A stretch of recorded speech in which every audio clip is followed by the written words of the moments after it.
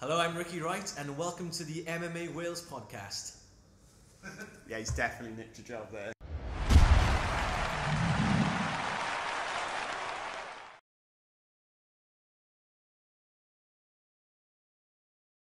Welcome to the MMAW Podcast. I'm Justin Hodge. I'm joined today by my co-host Rhys Bell, UFC fighter Brett the Pikey Johns, and Welsh MC Ricky Wright.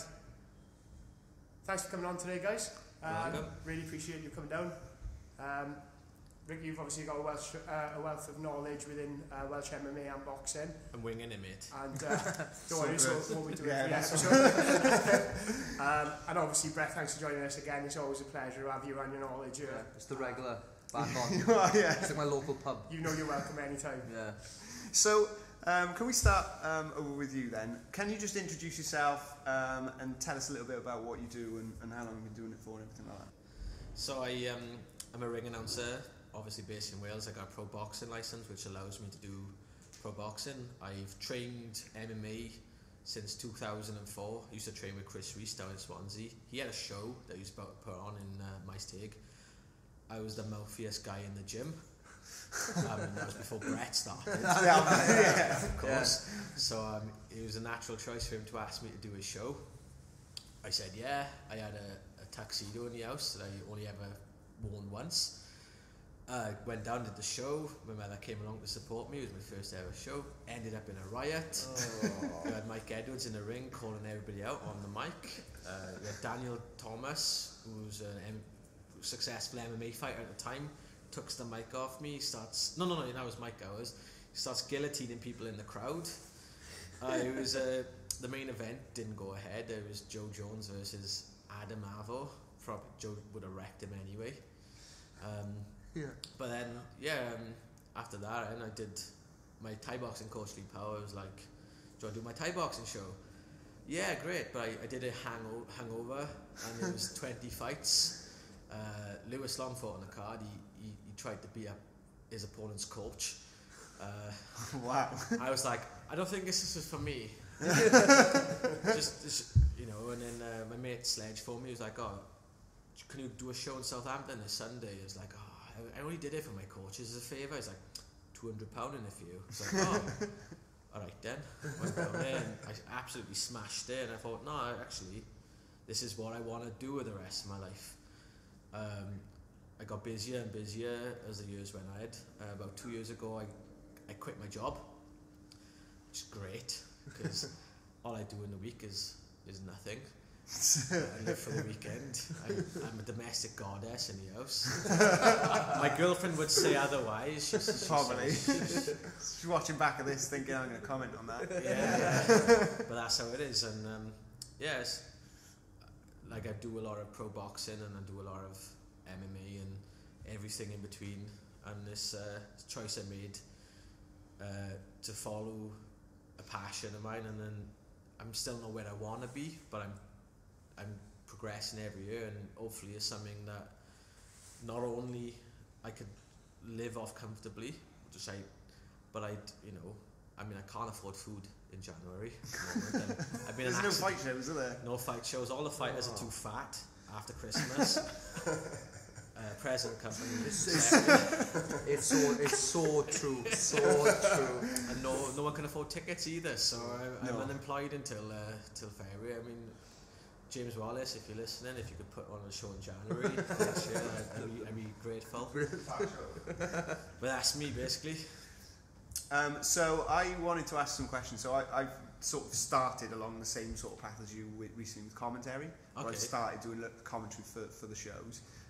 Did you find that your voice became, like when you first did it, did you find that MC voice came naturally, or did you take a little bit of time to kind of get into it? Andy Sledge, the guy who got me into ring announcing, the one who hooked me up with a job in Southampton. Before I started ring announcing, I used to do event reports I used to write for Fighters Only before they sold out, and so I used to be prolific with the pen back in the day. But then Sledge would give me his cards after the end, so got all the fighters' details, where they're from, what they weigh in, and everything. And I used to just be practicing in the house, just winding my mother and my sister up, being really noisy, and they'd be like, "Shut up, Rick!" And so it was kind of something I'd practiced a lot. Didn't even think I'd actually do it one day, but it's something that I did. If you look back on the third show I ever did, which was the first time I'd ever been filmed, I sound a lot more Welsh. Do you? When I ring announce than I do now, and I wish I could sound more like that, but I just can't. Yeah. I just. So you've got like a patter that you do now because you're so used to doing it that you just you sort of have the same stage voice almost. Yeah, it's a, like some people say it's American, and I'm like, no, it's not, because I've MC'd in America. In Vegas, by the way, guys. I might have mentioned it before, you know, I might be living off that the rest of my life. But, you've been to Vegas, right? Yeah, I am, it's yeah. good, isn't it? Yeah. Just need you there with me. Yeah, that's right, that's right. Just waiting for Bruce to go sick, you know. Bruce We don't wish you on anything. No, but, but you know, Bruce, he's good mate. That's another story for another day. And what were we talking about again? So Vegas, the MC voice and all the American people said, "Oh, I love your British accent." So I'm like, "Yeah, it's a British accent. Americans say so. So anyone who ever says American accent can go do one. Go do one. Yeah, that's the word I was So you looking did really well not swearing then. I feel like you were like trying to think of a non-swearing word. It becomes difficult to me, to be honest. Yeah. Not to swear. We have that problem on the MMA Wales podcast, to be honest. From the Rhonda, it comes natural to me. we accept. No, we should see my mother's pet names for me, you know. A little, you know, I leave it there. Yeah. Moving swiftly on then. Yeah. So you do all kinds of shows all over the country. Do you do boxing, kickboxing and MMA quite regularly, or do you tend to focus on one? A couple of years ago I decided to get my pro boxing license because if you really want to get somewhere as a ring announcer, you've got to be on like Sky Sports or BT Sports and there's not enough MMA unless you're in the UFC or on Cage Warriors. There's not enough big time promotions that's going to really get you that TV style type money. I've got friends who do boxing, they're boxing MCs who are on a lot of money, like more than fighters get in MMA, and hopefully one day it'll lead to that. But lately I never used to even like boxing. I used to think it was boring, but I thought, I have to get into it so I understand the scene a bit better. Now I'm like obsessed with boxing. People come up to me and talk to me about MMA and I'm like, who's that guy? Ooh. You know, like I watch UFC and I'm like, I've never heard of this guy. Then Joe Rogan shows highlights of him knocking people out and he's like, 10-0 in the UFC. Yeah. I'm like, I knew who Joe Soto was though when you cast licensed him, you know, so so I was but like at the moment it seems like boxing has taken over my passions. Still love MMA, train MMA, fought MMA, and I follow more the local scene than the big scene, you know, except for the big fights, you know, when Brett or Jack fights in UFC, that's when I really get for it. Stay up late. I was going to say as well, the first ever Welsh guy to step foot on the UFC stage when they do the weigh-ins, you'd assume it was me. It was actually this guy who actually stood up on the first, like, it was like a weigh-in, UFC 122. Cologne, Germany? Yeah. Is it Cologne, no, Germany? it was in What is it? Oberhausen. Yeah, in Germany. Wow. And you go on stage. What did you do? Did you just stage crash, or were you supposed Oh, to you be got there? called on stage. I was in Germany basically, and UFC had a Q&A with Dana White, but like nobody showed up for it. It was just like me and about 30 other people. So it's like I've got an audience of Dana White, so I was like, I kept going up and asking more questions. I was like, Dana, and then I saw Bruce walk in and just took a seat, and I was like, it's Bruce. It's like, Dana, can I spend the day with Bruce? And he was like, he's just there, ask him. And then Joe Rogan was like, so are you a ring announcer? You can do the buffer 360, right? I was like, I can do the buffer 360. It's like, come on down, you can do the buffer 360. So they get me down onto the stage, and I'm stood on stage with Dana White, Joe Rogan, and Bruce Buffer. And then like, they're like, you're gonna call out a name and do the 360. So I was like, Ladies and gentlemen, please welcome Michael the Count to a big massive 360 Bisping! And Bruce is like, Dana, am I safe? And then at this time I'm like putting the mic underneath him and it's like, it's your show, man, it's your show. And I was like, probably one of the craziest memories of my life. It just went really fast. Yeah. And I thought after that, that's it, I've stole this job. But You made it. 8 years later, I'm still hungry. So do you know as well, before when you did that, did you know that he I think he tore his ACL doing that in one, I think it was a Brock Lesnar fight? This was before he tore his ACL. I think that was that went in the UFC 100 where he did that. It was a bit after I've read his book of stuff. And he carried on doing all the ring announcer stuff, having just imploded his own knee, doing the stupid jumpy spin he does. That was actually I think it was in Canada. Was it? When he did that. I was there that night. It was when he did GSP versus Jake Shields. Was it? 129. Look at him with the numbers. Oh, he knows them all. I mean, as I say, that's how I knew about. That's why I knew about Germany with Ricky, because I used to watch a lot of UFC DVDs, and then I chucked on 122 main event, Yushin Okami versus Nate Marquardt. Yeah, I've got the posters in the frame around my house.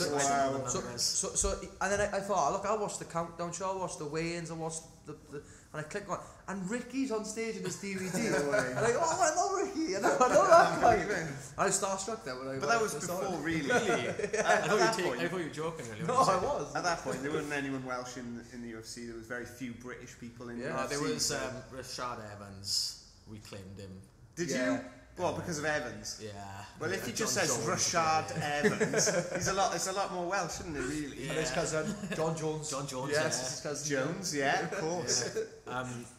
It's another time at a UFC press conference. It was a Q&A with Rashad Evans, and I asked him.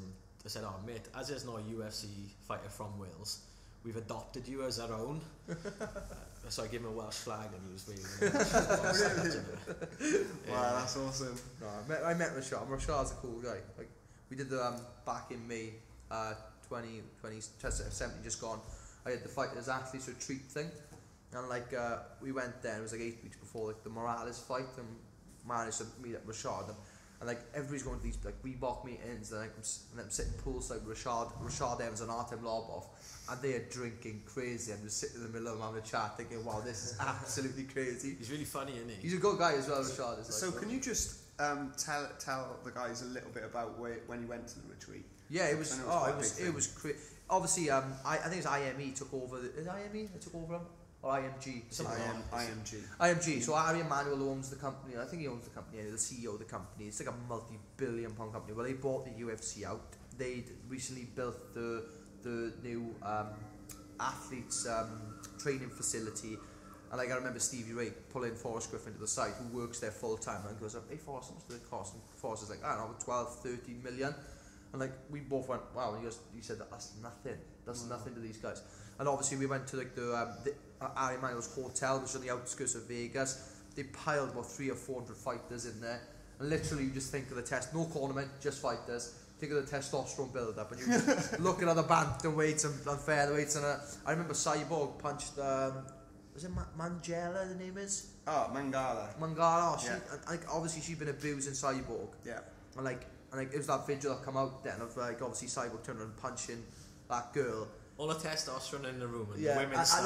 And a Cyborg kick it off, and she punched the girl, and it all just kind of didn't escalate much more than that. But she turns around at Belal Muhammad, who's a 170-pound fighter in the UFC, and said, "Do you want some? Do you want some of this?" And he just went, "Nope." So similarly sized UFC male fighter was like, "No, sorry, Christina, I don't." Was you watching his Snapchat stories and when he was in that retreat? I was, but I was wondering if maybe they were not for No, I was amazing. I know. I enjoyed. Because Chris is like, you're not drinking out there now, right? I said no, I'm not drinking. So then he goes on Stevie Ray's Instagram, and he's videoing this club. It's the Win and Encore in Vegas, and he's going around the pool, and he comes back this way, and my face just passes, and Chris goes. Because I just told him I can't I'll go out. And it was just like, it all just escalated. But like the whole like 3 days we were there, it was just amazing. Obviously I got to meet up with certain fighters. The big stars weren't there. I actually did see Nate Diaz, but he wasn't a part of the whole retreat. He was just out clubbing, and he passed me and Neil Seary. We were out in this club, and he kind of passed us, and we were like, oh, that's Nate. And Nate's like there with his like crew of 8 people. Yeah. You know what I mean? But it was good. The whole experience was like obviously going over the rebar. They had like Kobe Bryant. Yeah. Brandon Marshall's an American football player. They had another guy there. You know, like I sat down and everybody's like, Kobe Bryant, and everybody goes, wow, whoa. And me, like Stevie Ray and Davy Grant. Davy Grant's from Newcastle, Stevie from Scotland, I'm from obviously Swansea, and we just went, Kobe who? Kobe. The biggest basketball player to ever live, like just as big as Michael Jordan.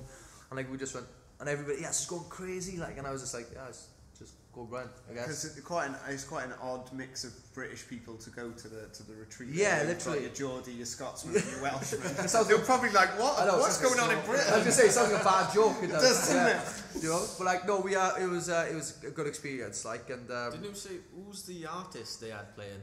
oh no, they had so that's one of the biggest things. Like the last night, like Dana White comes on stage and goes, guys, you've all been absolutely amazing.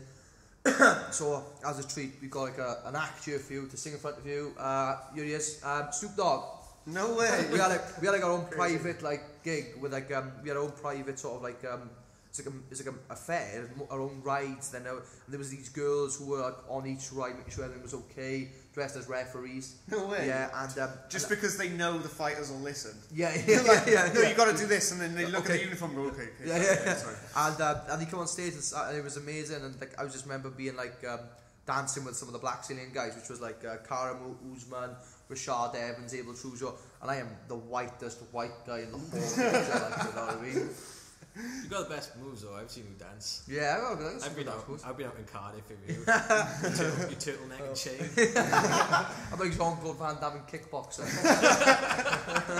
That's an accurate description. Actually. Is it? Yeah. We need to flash up a picture. I got the trousers We've got a on. picture now. I'm just going to flash that. Yeah. Bam. There we go. Yeah. So you went off to the Fighters Retreat then. You got all that experience in. Did you learn anything from the other fighters then? Like in terms of like the fighters who were more experienced than they've had maybe 10, 15 fights in the UFC. Did anything kind of... Not really, you know. Everybody's there just to have a good time. You know, some people were fighting soon, some people weren't. Like me and the boys were Jack, Marshman, Stevie Ray. It was someone else as well. Neil Seary. We were on Glasgow, and it was roughly about 8 weeks. So we were like, look, can we have fun out here? Is it not? So I'm looking at Stevie Ray going. So sorry, you're looking at a Scotsman. You're looking at to decide if you should start. Well, drinking. I should start drinking or not. So then Okay. he looks over. I look at Steve and go, Steve, are you going to drink? He goes, I'm not sure. And he looks over to Neil Seary and goes, Neil, are you going to drink? He's like, maybe. And then look over at Jack, and Jack's already straight. Okay. And next we all just went, well, 8 weeks out, and we all just started drinking. So Jack's the bad influence. Yeah, that's the bad. We had me and Jack a hell of a good time out there, really good time. Yeah. Did you find out in America there's like a different, it feels different being an athlete? Did like more people talk to you out and about? Or I just think like America itself is just a positive vibe behind it, you know what I mean? Yeah. Obviously when you're in Vegas you get treated differently. It's weird to explain. Like when I was like every time I've gone out there, that's why I keep going out there, because of you come back. I come back home after a fight. I'm not sure if you're the same from Vegas. Come back from the show. I just slept. Yeah, you're jet lagged for a week. Yeah, but you come back home and it's as if like the people, I don't know, not so much it kind of dies down quicker. Out in America you're like, oh my god, Brett Johnson, you're a legend. And you come back home, it's the same sort of vibe. And when I come back home, it's like the post-fight blues, they call it. You know what I mean? After every fight, you get like, you're down. You just won your fight. You're down. Like I was absolutely heartbroken when I come back home. I had the best 2 weeks of my life in Vegas. Don't get me wrong, I wasn't really enjoying it at the time because I was obviously dieting and stuff, trying to get my weight down. But when you're out there, it's just a different mindset and vibe. Is it difficult to fly somewhere? And the same for you if you're going out to like Vegas to do work stuff. Then do you find it feels like a holiday because you're going abroad? So it's harder to get into the zone? When I went out there, it was long shifts. I had to MC 3 cages over 5 days. Like was that in was it Fighters? IMAF, is it? IMAF. It was IMAF. Championships 2016. Yeah.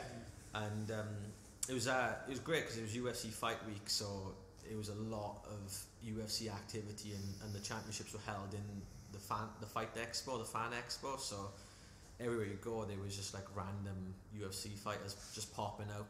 And I was on my Sun Lounger one day after the MCing all day, and then Danny Mitchell, you know, the Cheesecake Assassin. The Cheesecake Assassin, yeah. Comes over and he's like, this chicken isn't cooked in his chicken burger. I was like, oh, I'll eat this, screw it. So I eat it. And then he's like, oh, by the way, Nogueira's in the gym on an exercise bike. Really? So like, let's go. Yeah. So I was like, Nog, can I have a picture? And he's on his bike, like looking really, really angry. Like, I was like, yeah, I got tomato all over my face. And me and Danny Mitchell having pictures with Nog on an exercise bike, you know. But you're right, what you were saying about like how different it is. I went to New York to watch, see if you know the number, Dan Hardy versus GSP. 111. 111, yeah, he knows that. I reckon we need to fact check this, because you could just be going, no, it's UFC It's right 102. though. Yeah, it's right. 111. Yeah. Wow, I want to look it up, but we're not gonna get the old phone. Welcome back to part 2 of the MMA Wales podcast. So, moving forward swiftly, obviously we spoke about the UFC in America and bringing everything a little bit closer to home. We've spoke before that we'd like to see UFC in Wales as well. So, looking forward to the future, Ricky. Would you like to see that? Is this something you'd be like to? Oh yeah, maybe? definitely. I mean, a UFC in Wales. I remember was it you that said Wales forgotten nation no more, and you've been campaigning to get a UFC in Wales, in Cardiff. I mean, yeah. I mean, I'm the type of sad person who like has gone through every UFC looking at how small some of the arena capacities are just to justify Cardiff being more people. Like, do you know the arena you fought? More points. SSE. No, where which you one? fought last against Joe Soto. Oh yeah. That was only like a 3,000 seat. Yeah, there, it wasn't big. No. So Yeah, it wasn't big. 3,000? Yeah. So I'm thinking, well, Wasn't nowhere Cardiff's 5,000. Come on, guys, you know what I mean? Imagine like John Phillips versus Jack Marsh winning Cardiff. Like I will commission a fake Welsh title belt just to give to the winner of that. You know what I mean? See, I'm sort of really averse to the Welsh on Welsh crime. Really, yeah. I kind of feel like John and Jack have got like other people to beat. Oh up yeah, I'd love to become see the that. Prince of Wales. I'd love to see them divide and conquer. But I mean, if they paths do meet, you know, I mean, it could be inevitable. It'd be a hell of a fight. Well, mind you, the way the things are going, like maybe now's the right time, and maybe in 3 years is the right time. But it's initially it's gonna happen, I think. The UFC being in Wales. The UFC being in Wales and Jack and John fighting. Yeah. You know what I mean? I do see that happening. I think I've mentioned it before in the podcast. I think it's quite a Welsh trait that we're able to fight our friends or people we know, and then it kind of come back to it. It's just a sport, and like rugby, where you knock as much stuff out of each other as you can during the sport. My second MMA fight was 12 weeks away. So I went out with the boys for a couple of drinks, bump into my opponent in the same club. Nice. I'm like, oh, you Wayne Davis? And he's like, oh, you Ricky? Yeah, we fighting in 12 weeks. Yeah, I'm not drinking, honestly. Oh, don't worry, I am. So we had a couple of face-off outdoors In the club. in the club and that, with drinks in our hands and that. He was, good luck in training. I see you in 12 weeks. I prefer to get on with someone, and shake hands. And as soon as he walked away, he's having it, man. Smash it. But, that's it. But after our fight, every time we see each other, we have a photo. And I imagine it's the same with you and many of the people you fought. I was gonna say me and Joe were like Joe Ori. Before the fight, we were scheduled to fight for a British title. A few weeks before, we were quite friendly. A few weeks before, and then obviously they announced it because at the end of the day, like, I want to win a British title, he wants to win a British title, then we've got to fight, And the two gyms at the minute, like the big gyms at the minute, at the time was Chris CRA and Tulare Combat, and I'd fought about 3 or 4 boys from Tulare Combat. Every single one of them giving me a tough fight, but the fight with Joe, that was a bit more difficult because at the end of the day, it's like you've got to put something aside and you've got to get on with a job. Like after, mind you, he always said to me, he said, like, after the fight, no matter what happens, and it would have been the same for me as well. he said, whatever happens, we'll still talk, we'll still be friends. And it was a good buzz around that fight. It was, yeah. It was a good little show first of all, and it was a good main event to finish the night off. I think. Yeah. I remember because I was training with Tulare Combat, so I was like, oh, you're gonna smash Brett. He did. It was a good fight. He did. He put me. I remember the first I think it was the 10 seconds, and I'm feeling out my feet, and then like I do something. I think I throw a jab, and he comes over the top and hits me with the right hand, hit me in the throat. I remember going, oh, that really hurt. So then I shot for a takedown, and then I obviously got Joe to the floor, and then like went for a guillotine. Fell off my own feet and ended up on my back, and it was like one of the first proper fights where I was on my back getting beaten up. No fairness, he did give me a good beating as well, and just managed to find the I think it was like the triangle armbar, wasn't it? Yeah, it's one of them, and then finish if it wasn't for that sub, I was in a lot of trouble. I'd lost the first round clean, you know what I mean? So we were lucky, really. I guess that's the way with MMA. The fights are also tight that you can like we noticed with Miles Mendes. That they're kind of like they can go either way based on like a split second. Someone moving some way, someone throwing something. And then that's it. The fight's completely changed around. Yeah, definitely. So going forward now, have you got anything coming up, Ricky? Any big events? Just a lot of pro boxing, a lot of MMA stuff. I'm waiting for something big to happen this year. I got a good friend in boxing, Craig Stephen, who does a lot of the Sky Sports boxing shows. The busier he gets, the busier I get, because he's like, use my friend Ricky. Oh, come on. And one day they're going to say yeah. and hopefully that day is this year, so I'm just hoping for some sort of break to happen. Yeah. I mean, I've had 1,000 big breaks that never really happens, but it says it takes 10 years to become an overnight success.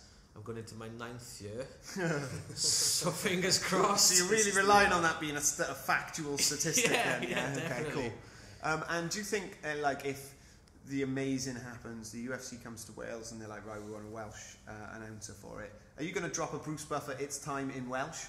What even would that be? What would that sound like? What would we... It sounds crap, to be honest. Yeah, it does. Would not it? the best. No. No? I'm sad now. Yeah, it's not right. Now. I like it.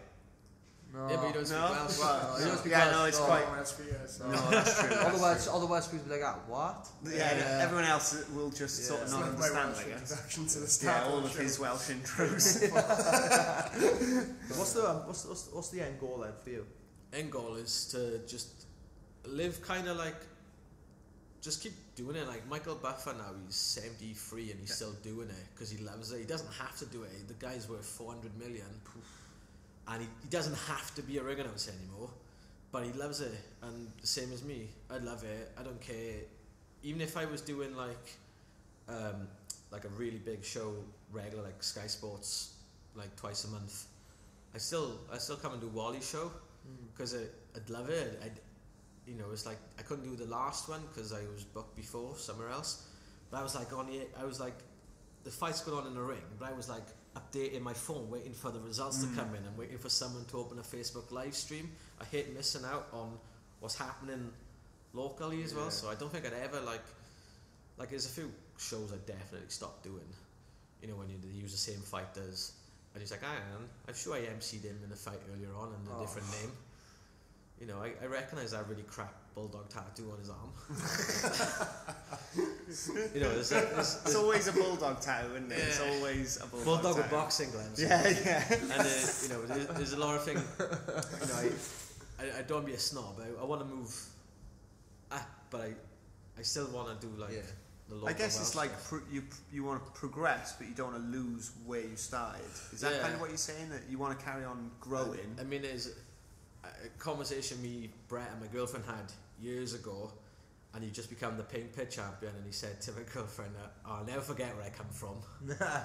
These are the shows, and I was like, he knew in himself that he was destined to go to the UFC, but I remember him saying that, and like my girlfriend, she sat with it, she does a really good impression. You do impressions, yeah. She does impressions. She does impression of Brett. Does she do the talking out the side of the mouth thing? Yeah. The Rocky leg. I'm going to say Rio Ferdinand, but it's the same thing. But it's the same. Brett, I don't think Brett will ever forget where he's come from. He might be driving around in his Subaru Impreza. 96. It's not a brand new one. 96. Don't make no. it. It's nearly as old as Brett. But Brett will never forget. He doesn't have to do this show today, but he does because he wants to, because he likes same as me. If I ever get to a stage where I'm on Sky Sports, I don't think I'd ever, forget where I come from, where it started. Now it's looking, even when I was doing like shows in Llanelli, in the arse end of Llanelli. Yeah, I remember them, yeah. You remember, there was a few pictures of you with a big massive mop head and fake tan. Love to cut to that now as a still of I'll dig it out now. There's no poster somewhere. And they were the best times of my life, going on to Llanelli, going on to Tom Pepper's for after party. You've actually emceed the show with me in Ledley. More of a social club. So you both emceed sort of together, was it? No, like he's announced me God knows how many times. I remember we were in like this. It was like my 4th pro fight, and we were in a literally. I'm not sure if anybody's been to more of a social club, but it was crazy. It wasn't, put it this way, it's not like the Moat Point Arena. No, it was. I done a taekwondo competition there once when I was about 7, I think, and it wasn't very glamorous. Yeah, fought Barry. Was it Barry Monty? Yeah, I don't know. Oh, right. I had a That is on the MMA Wales. YouTube channel. Yeah, that fight. Is it? I was saying, I remember about like 3 or 4 days before we were going to fight a professional boxer who was now passed away. Actually, the guy did. And he pulled out 3 or 4 days before, and it's that old-fashioned cliche thing. You've sold 100 tickets and there's no fighter. No offense to Barry, stepped up. He wasn't very experienced at the time, but he stepped in and he saved the show. I remember him telling me after he wanted a rematch. Yeah. What Barry did? Yeah. Brett did. I don't want a rematch. It's like, I think I got lucky. Beat me next time. It's like, I think he got lucky. I want a rematch. I was like, probably not a good idea. But like, fair play to him. He went to the gym and he trained for real, and then he got a couple of good wins. He got some wins, and you know what I mean. So all fairness to him, But it was quite a courageous thing. Oh to yeah, step definitely, in man. At that time, Definitely. You were well. I think I was like 4, 5 and 0 at the time, and he did not care. He was like, I'll go in and do it. He went for it as well. He tried to take it out. He tried to take it out. I remember him swinging around and thinking, if that connect, I would have been in trouble. It would have been a different career. He's got freakishly large hands and freakishly large feet as well. That's what we used to call him. We used to call him Barry Bigfoot Monty. Is it? Feet are like that. So if one of them... chops. I didn't know about it. Yeah. So we got UFC London coming up, obviously. Is that something you're going to get the call up for? Or? I doubt it. Yeah, you think so? Bruce. Oh, sorry. you're talking to Brett. You're talking to Brett. You never know. Buffer's done his knee in. Yeah, last minute replacement. Maybe. He might lose his voice. What's he going to do then? Should I inject him with vocals or something? I don't know. I want London. Whether or not we will get London, I do not know. We're just in the middle of obviously negotiating the next contract. So we'll see what they say. I want London, but they're offering us different things at the minute, and it doesn't look likely. But like obviously, London last match got taken away from me the last minute, and it killed me, the simple fact that I wanted to be on the last Pickett show. And yes, I was involved in it. And yes, I was there, and I did the weight cut, and we spent all week with each other. But I didn't initially do what I wanted to do, and I was fighting the same card as him. So it'd be nice to get that, justify that really. I thought you were going to end up fighting Pickett. I thought it was going to be a cruel twist of fate where it was like his opponent dropped out. I know. And I was like, I'm sure they'd shake hands. Pickett and Johns. I think you were really lucky in a way that Brad Pickett was like towards the twilight of his career as you were starting to gain quite a lot of momentum. But like everybody knows that he's been an idol of mine from the start, and every time I get a chance to mention him, I will, like I said, it was an amazing experience to watch his last fight. Obviously, he didn't go the way that he planned, but I thought he looked amazing in the fight. Just got caught with a shot in the end. That's all. Do you think? You agree? And that fight was in a bantamweight, wasn't it? That was no, it was meant to be a bantamweight. But all fairness, it was Henry Briones who Pickett was matched up against 3 times, and he pulled out every single time. Really? He pulled out like maybe 2 weeks before, week and a half before. and Marlon Vera stepped in, and then obviously he was at 135, and Marlon the night before said, look, mate, I can get to 140, that's about it. And then Pickett said, look, I'd have to cut to 135, so I'm happy. So they announced it as a 140 catch weight. Just wish Entwistle would have done the same, but there we are. Well, all I was kind of getting at, I guess, is that, do you think maybe you'd like to get that one back for Brad Pickett? Yeah, well, with Marlon, he potentially, yeah, but like, you know, it was like, it's one of the things, he's like, obviously he's not in the top 15. It's a fight, yes. He's not, is he? He's not in the top 15. Right, no, okay. but it's a fight that I'm open to, but it's I don't think the UFC will be happy with that. Do you know what I mean? It's like not so much a career fight. It's no, more a personal it's a personal fight, and the UFC don't really care about them. You're on the way up. Yeah, of course, yeah, but like, you know, He is getting thin up top, guys. You know, difficult. looking down and everything like that. No, but no, there's a lot of fights that I do want. You know, a lot of tough fights out there.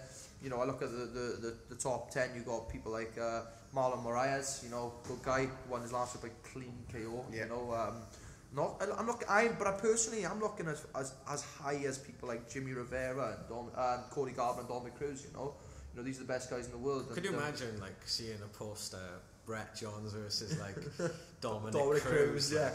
Even I'll be like that. Whoa. Yeah, it's just like that'd just be something like. Yeah. What would be really strange for me, like as quite a long-standing fan of MMA and the UFC, is to see someone I know personally fight someone that I've sort of seen on posters, and I sort of like enjoyed all their fights, and I sort of see them as at the very top of the game. Yeah. It's so strange to see that then become real world, like with people that I know. You know. Yeah, but like I say, you know, when I look at that top 15 of fighters. Now it gets to a point like I used to watch him. So now it's become realistic. It was the same with Joe, but he was ranked. Although his fight before that, he beat Rani Yaya was Oreo Soto. Oh, yeah. No, but like is like when I looked at his last fight, he fought Rani Yaya, who was 14th. Yeah.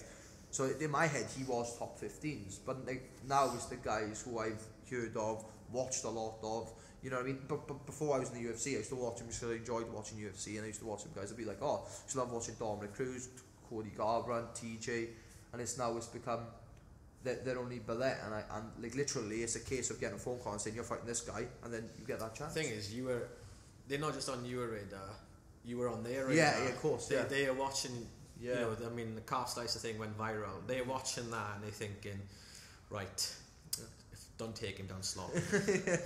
But I think there's another factor to that I've been thinking about where your skills are changing so rapidly at the moment, where you're moving from the sort of grind wrestle style to a bit more boxing, a bit more striking, a bit more variation. Yeah. And they maybe won't have seen that. They can watch your Barry Monty fight on our MMA Wales YouTube channel. Yeah. They would love but that. they won't see the same Brett Johns that will go to a fight now. Yeah. And I think that's for them a bit of a problem where TJ Dillashaw is not going to change very much. I commented on Twitter, I said like, even though the fight was only, what was it, 28 seconds long? No, 30 down on 30. Your stand up where you've been training with Darren Wilson was enough to force Soto to go for the takedown. Yeah. You know, he didn't want to know. That is sort of Damian Maia did the same thing, where he had to get some striking to be able to use his jiu-jitsu, and you're at that level now where everyone can wrestle, everyone can strike, and everyone can do jiu-jitsu. But this is what I'm trying to say about, like, even from, like, you look at the first 12 fights, so I just more or less finished my Titan career, and then we went into the Quack fight.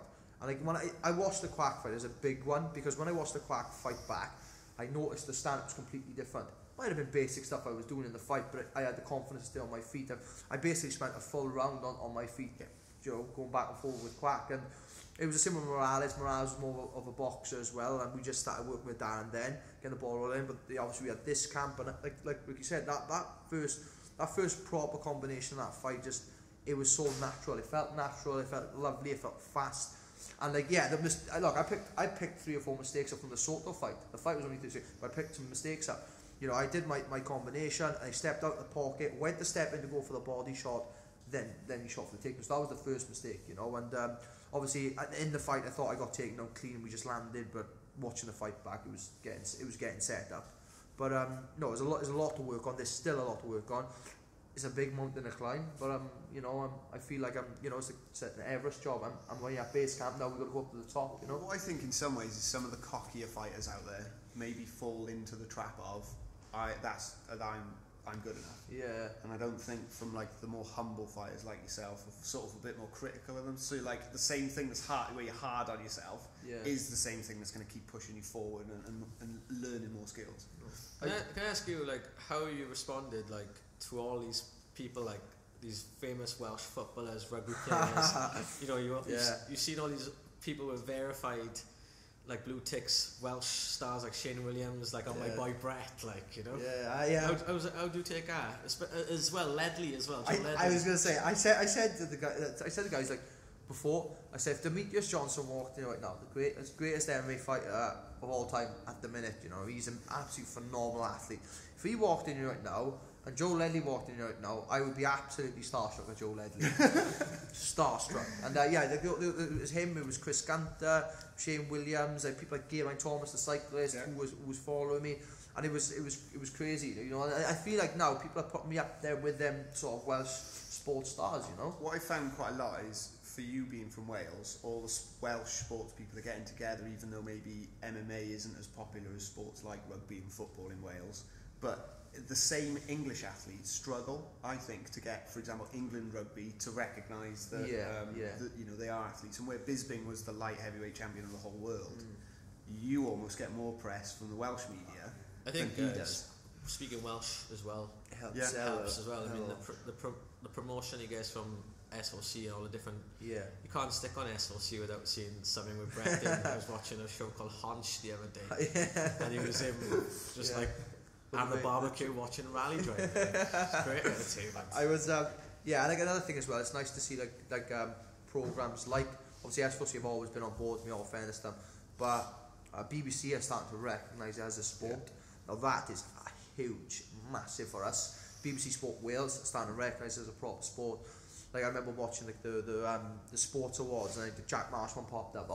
Like for me, that was brilliant. It was like, they're starting to recognise this as a proper sport, which they never did before. No. Do you think McGregor's got a lot to do with that? 100%. Yeah, if it wasn't for McGregor, we won't get the same responses we have now. My opinion. I think part of it is the changeover from cage fighting to mixed martial arts. Yeah. And I think that's a big part of it as well. People have got over the stigma of seeing ground fighting and ground and pound and things like that, where they're used to more boxing stand-up style, but the ground and pound seems to upset people. But they're getting more into seeing it as athletes. And I think some of what we're trying to do at MMA Wales is to show the side of the fight that maybe you don't show, where, you know, you're hurting yourself in the gym, you're trying to work hard together, you're concentrating on food and not partying and all that sort of stuff. And I think that's really helping people understand that it's a sport like any other. Yeah, definitely. So a lot of people are taking notice of you now because the UFC have just posted that you were up for Submission of the Year, which has obviously got a lot of attention and things like that. So I believe you got Submission of the Year from UFC Europe. Yeah, UFC Europe. It was voted Sub of the Year, but obviously the main UFC group then, Demetrius just took it away, you know. That was awesome. It was good. And at the time, I remember at the time, like obviously pulling the sub off, watching the sub back and going, well, that could be Sub of the Year. And then I remember someone showed me a video of Demetrius' slam bar, which I was watching live in my house. And it just, you know, you could argue, but like me personally, look, I was named as the top 4 submissions of the year. Yeah. I was happy to get in our list and to come second in the main one and first in the UFC Europe one. I'm happy with that. And you've come second to the best pound for pound fighter possibly, you know, in the world. Exactly, yeah. Mind you, if he wants to come up, if he wants to pop, then we can come up as well. Yeah? This is a call out. My leg weighs the same as his. I tell you what, he does a lot of online streaming, so maybe we could start that off with a few matches on Player Unknown, and then we'll work up to a fight with him. I met him before. He's a sound guy, like, you know, but he's got that attitude where he isn't a fighter because he's aggressive, is he? He's sort of very intelligent. He's very centered, and he sees it as a sport, like a Rory McDonald or a GSP. Yeah, he's got an excellent fighter IQ. You know, he's a phenomenal athlete, phenomenal. What else have we got to cover now? So we're getting towards the end now. So Let's look through the notes quickly while we're here. Yeah, we've covered most things now, to be honest. Good. That was smooth. Nice. smooth. Nothing on there? Nothing on there? You got nothing? You've got nothing. Should we talk about the upcoming Adrenalin show on the 24th in Tenby? Obviously, Adrenalin's upcoming on the 24th in Tenby. Thank you, Ricky, right? Look at him, knows all the dates. I'm MCing it, yeah. I meant fighting, but never mind. Oh no, I'm retired now. Yeah. Undefeated. Undefeated is true though. What's that? 1-0, 2-0? 1 win, no losses, 1 draw. That is undefeated. Undefeated. Yeah, undefeated. So there's some good fights announced for that event. Scott Pedersen has been announced. Yeah. Finally getting that title shot. Yeah. Obviously, Casey Blake's got a tough matchup as well. Yeah. Julia Doney, that's a huge fight. I That's know Julia and her mother really well. She is tough. I mean, I reckon she should have fought Casey in the final. Yeah. I thought she was on the wrong end of a very thin split decision, and it would have been her versus Casey in the final rather than the girl from New Zealand. So this to me is the true IMMAF World Championship final, and we're lucky to have her in Tenby in Wales, you know, so I'm really looking forward to that one. So it's a destination that's like yet to be the play MMA on the map there, you know. It hasn't, I don't think it's been done properly before. And obviously, Casey's fight is a huge fight, Scott's fight is a huge fight, a couple of obviously up and comers on the card as well, and it'll be it's good. I mean, I'm more excited in Tenby. I'm excited about that thing, you know. I think in general we're all just excited to go on like a little road trip and take this Welsh MMA thing to a whole new place. It's nice not to go up the M4 for a change. Yeah. We're going the other way. We're going the other way, you know. Yeah, there's a lot of fans down there as well. Obviously, Stu Tyler's Academy's down there as part of Chris Reese Academy, and there's a big following down there as well. So I think it's going to be a big event, and I think it's going to be a lot of new faces. I think it's going to make for an awesome weekend. Really excited, yeah. So I think it's about time we wrap this up now. So if you've got a couple of, like maybe a 30-second self-promotion straight into the camera. That one. Go. Hiya, I'm Ricky. I'm a ring announcer. If we want to book you, how do we book you? You can follow me on Twitter at MC_Ricky_Wright. If the money's right, will you ring announce children's parties as well? Yeah, I've done children's parties, I've done bar mitzvahs, I've done anything. If you give me a mic, I will be there. Can you announce me just walking into places? If the money's right, obviously. I will enter the room before you, grab everyone's attention. Amazing. And then amazing. As you walk in, ladies and gentlemen, please welcome Reese Bell. I feel amazing right now. It will cost you. Yeah. I'll send you the bill. That's per like Even that one. That's even that one, yeah. I'll invoice you. No problem. That's all good. That's for the. That'll make me feel great. And Brett, we've got at Brett Johns 36. No, 36 Johns on Twitter. Close though. I'm gonna leave. I should leave the plugs to Hod. Johns. She normally nails those. What's the 36 about? My lucky number. Is it cool? Yeah. Just asking. Yeah. 36 Johns. Brett Johns MMA on Instagram.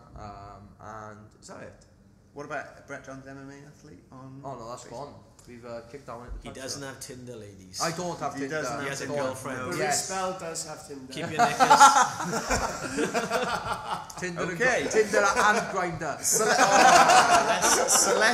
let's wrap this up then. So okay, guys. Thanks for listening, guys. Thanks for coming down today. Really do appreciate it. You can follow MMA Wales on Instagram page and the Facebook page as well. The more people that get behind us, the better. We're gonna go on to bigger and better things in the future. We'll probably have Brett on a lot more. Probably. Just loves coming on. Not me though. I've blown it. You guys will you'll get to see Ricky very soon on the upcoming Adrenalin events as well. Reese Bell, any final thoughts? he didn't mention it. The YouTube channel, MMA Wales TV. If you could subscribe, that'd be amazing. We're trying to put as much content up as we can, and going from there. Thanks, everyone. Cheers, guys.